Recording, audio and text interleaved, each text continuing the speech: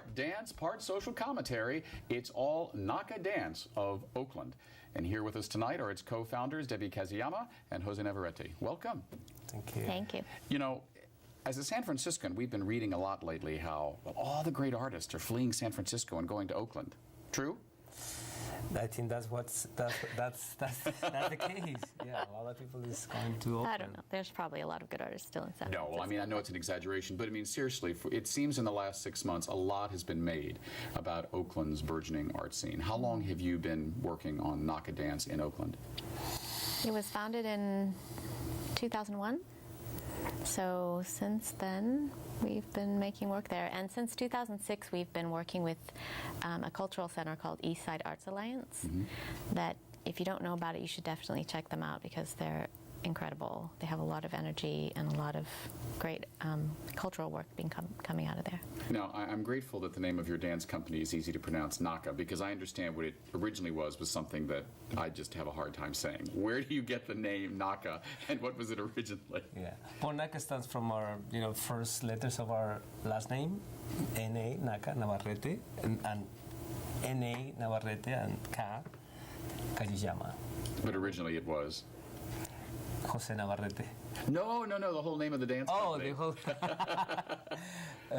NAKA Dance Theater. Got it. Navarette Kajiyama Dance There's Theater. the one that I'm glad I don't Too have long. to pronounce. Yeah. Yes. Now, I've seen some of your work, and it's very cutting edge, and it's not just dance, it's not just theater. A lot of it's very interdisciplinary.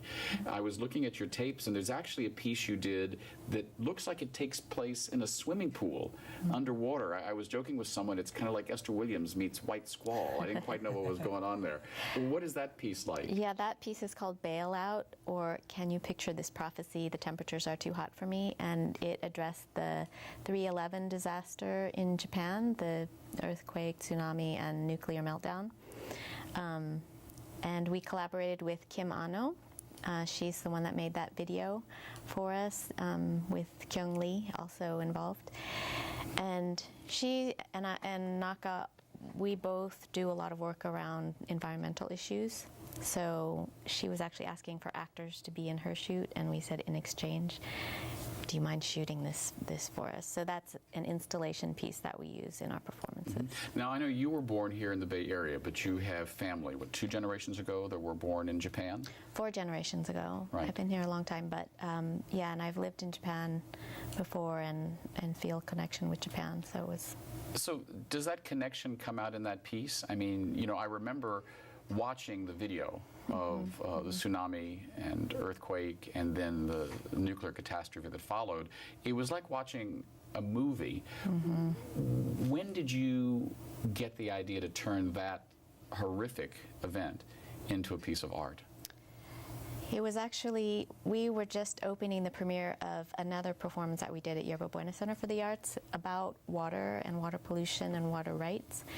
And it was on that opening night when the disaster happened in Japan.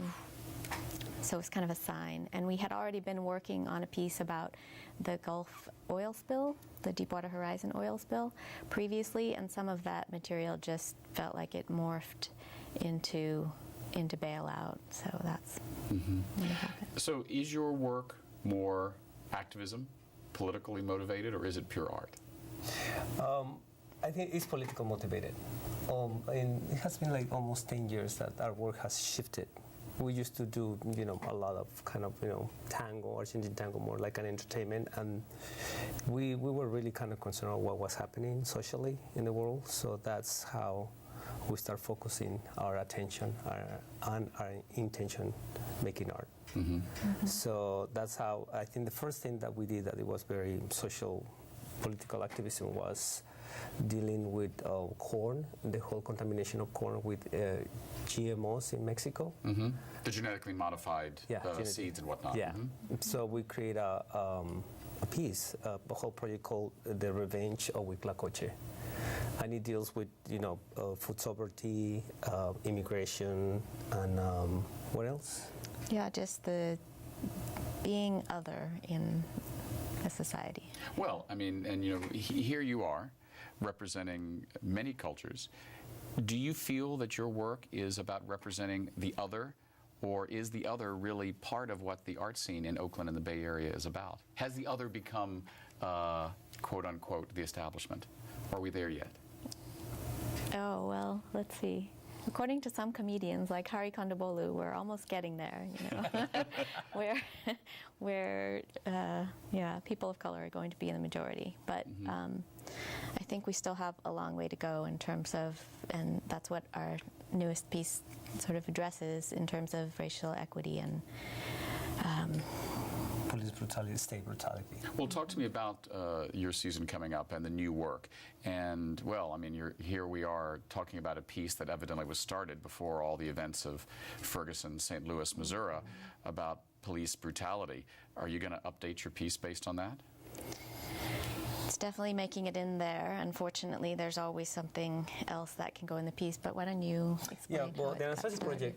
project started when I was doing some kind of outreach in high school in Oakland, and it was a town hall, and then this kid came out and he wanted to do a poem, and the poem was about Anastasio Hernandez Rojas. Anastasio Hernandez Rojas was murdered by 13 police patrol in 2010, and they film. We have a lot of footage, and you see, being murdered, and people, talking, screaming at the police patrol like, "Stop! He hasn't done anything," and they continue.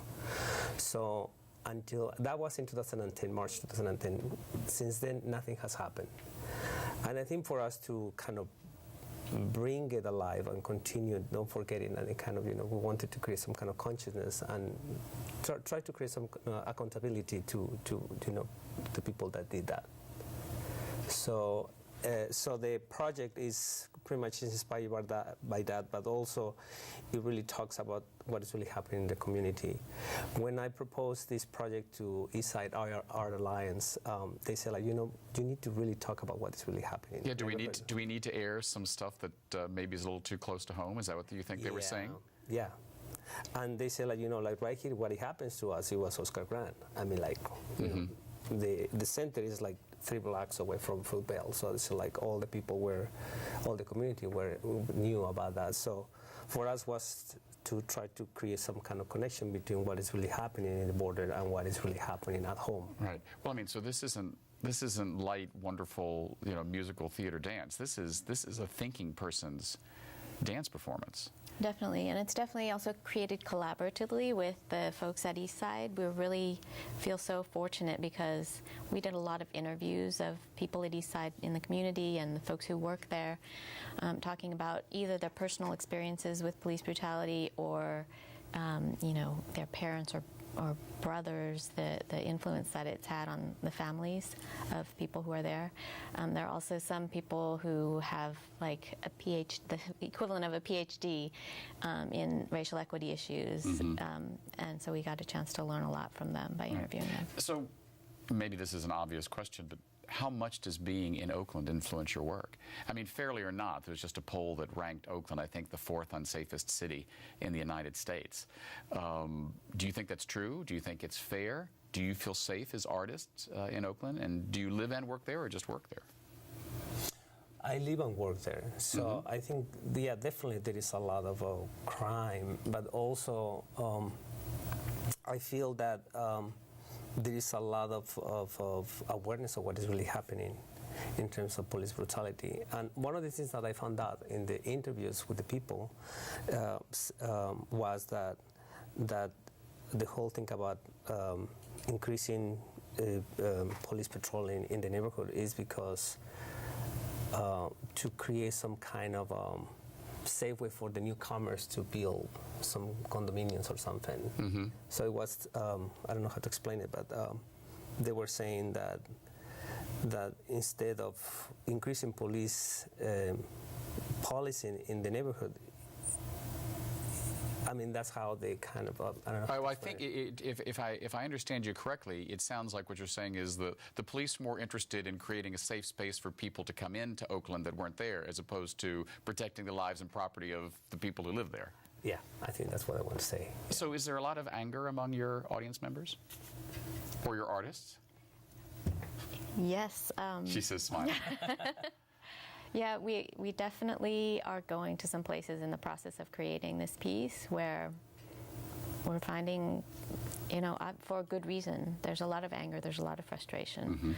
I think we all feel that when we see, even if you just see what's on the news, which is only a tiny, tip of the iceberg, there's definitely a lot of frustration and anger. And trying to figure out what to do with that has been a big challenge for us in the process of developing the piece. Now, you were in which year of your company, your 13th year? 15th year, maybe. And all the time in Oakland. So you must be doing something right. I mean, listen, running a nonprofit arts dance project is not the easiest job in the world, and you're doing it in a challenging city. How have you managed to do it? Independently wealthy, or, I think it's through the community, through all of the people. I mean, there are tons of independent small companies and independent artists, and yeah, we definitely couldn't do it without the support of all of the other artists and the cultural workers and educators and activists who we just have to support each other because there's no other way you can survive. So you think there is a tight arts community in Oakland? Oh, I think so. Yeah, and it's very strong. I think definitely, and the more I work with them deeply in this project, I see that there's so much art and work that they produce there. Right. In our last few moments, talk to me about the project again. The name is Anastasio Project. When we can see it, and what's the venue, and what would you like people to take away from it? So it'll premiere September 19th through 21st at Eastside Cultural Center, 2277 International Boulevard. And I feel like what I want people to take away from it is to have a visceral connection with the stories of the community that are participating in the project, to have a real gut level connection with the piece. Great. Yeah, and I think for me some kind of empathy for the suffering of others. I think for me it's very important to have a conversation, because I think that's what is really happening right now. Like how can we be able to open ourselves into that kind of empathy of that person? Great. No waiting until you are the victim or something. Right. And I think for me it's very important. Great. Well, thank you both for being with us. Debby and Jose from NAKA Dance, creating empathy on stage. Next up, our conversation with Dan Diemers from his production of one of my favorites, Funny Girl. We'll be right back.